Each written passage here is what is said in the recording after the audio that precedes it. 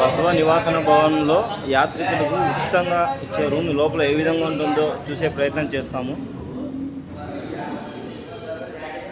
బసవన్న మహారాజు బాగా విశాలంగా ఉంది. ఎన్ని గంటలకైనా రావచ్చంట.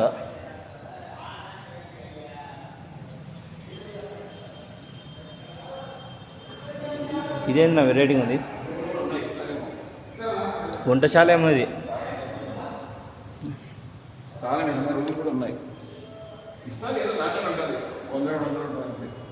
తక్కువైనా పర్లేదు. నా రాత్రిపూట వచ్చి ఇబ్బంది పడేదానికంటే కనీసం ఇక పండుకొని కానీ చచ్చిపోయేది రాత్రి బస్ స్టాండ్లో.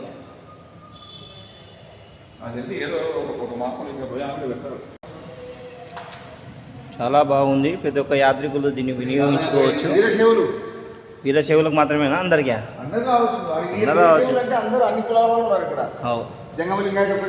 లాస్ట్ జైనులు మర్చిపోకండి. ఈ వీడియో చూసి అందరూ తెలుసుకోండి, చెప్పే ప్రయత్నం చేయండి. జై శ్రీ గురు బసవలింగాయ నమో నమః.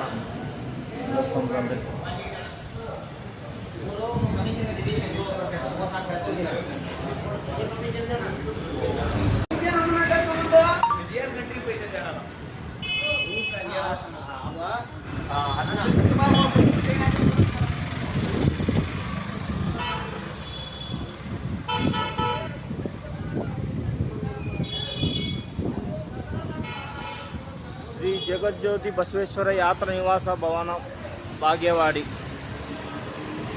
ఆయన ఇంటి నివాసం ఎదురుగా యాత్రికులుగా ఇచ్చినాడు. అందరూ వినియోగించుకోండి. జై హింద్, జై బసవ.